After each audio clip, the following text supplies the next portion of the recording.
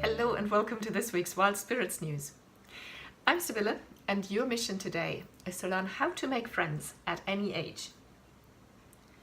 You may know that I had a time in my life, several years, where I had kicked people out of my life. I'd probably basically isolated myself completely and become a hermit.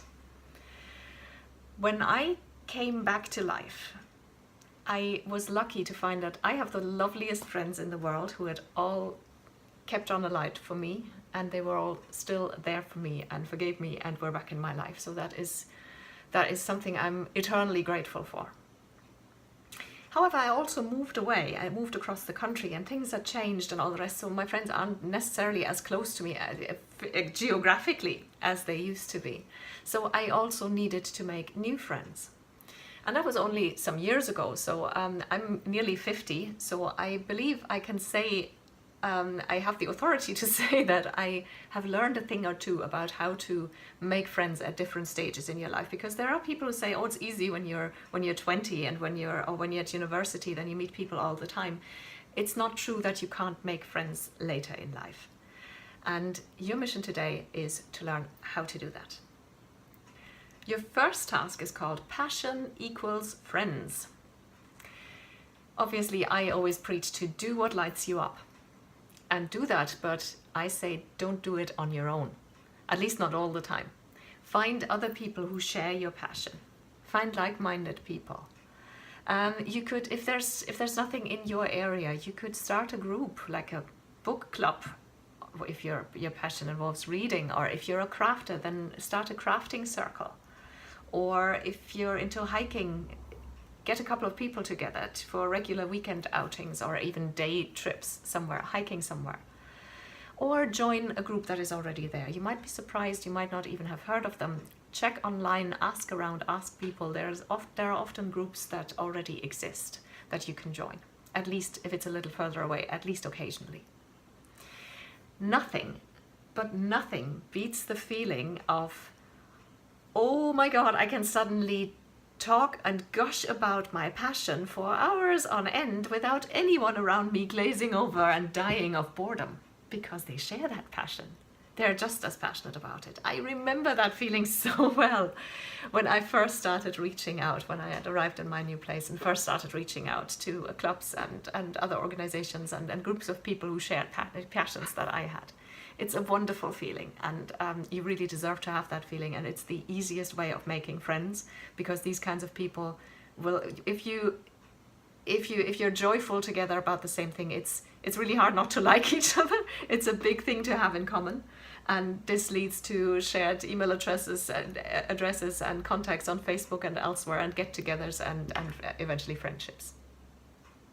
Task 2 is called Go Where People Are. By this I mean join classes, courses. Again, this might be about your passion, but it might be a weekend workshop about yoga or meditation or whatever interests you. Just do something that is interesting to you, and you will likely meet people who have similar interests. And just doing things with other people brings people together. It's naturally a situation in which people start to talk and start to exchange experiences and strike up conversations and form friendships. Obviously, you might not have enough money to do something else every weekend of the year. Workshops usually cost money, courses do too, but this is where a budget comes in.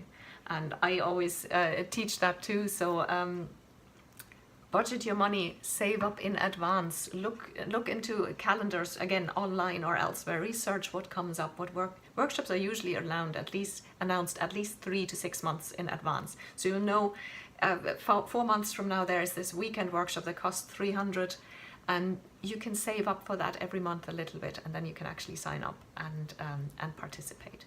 Every now and then goes a long way towards meeting people and forming new connections and making new friends. Task 3 is called Be Interested, Not Interesting. This is especially, this will come as a relief, especially for introverts, or people who have difficulty reaching out to others. There is this perception that in order to make friends, you need to dazzle people with your personality and with your interesting stories and your life experience and all the rest. And people think I'm just not interesting enough. But thankfully, that is not needed to make friends.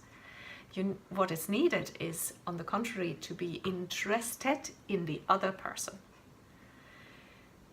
Listen to what they say. When you talk to them, ask a thoughtful question.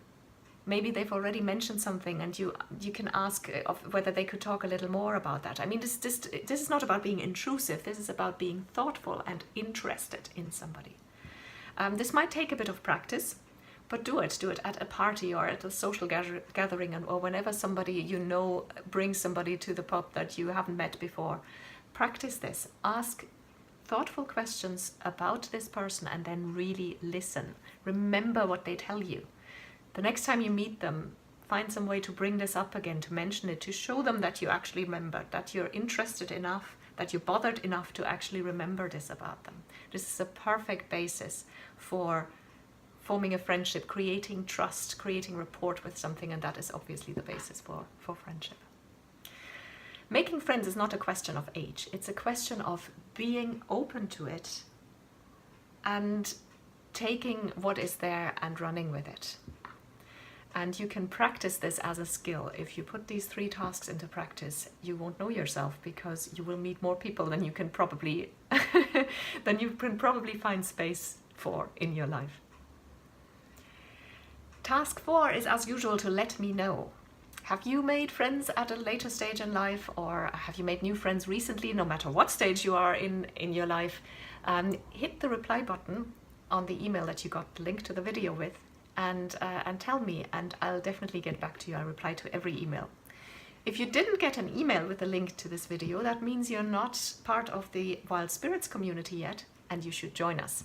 Go to wildspiritscoaching.com and fill in a little form there. You can also do a free life audit on that page, which takes about 10 minutes.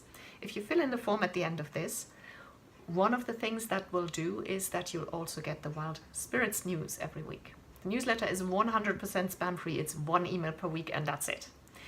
You get the link to the video, but lots of additional information, extra articles, recommendations of books and other resources, and sometimes exclusive offers that are only for my subscribers that nobody else ever gets to see. So go to wildspiritscoaching.com and sign up, or you can Google Wild Spirits Coaching. That'll get you to the website as well. Thanks for watching.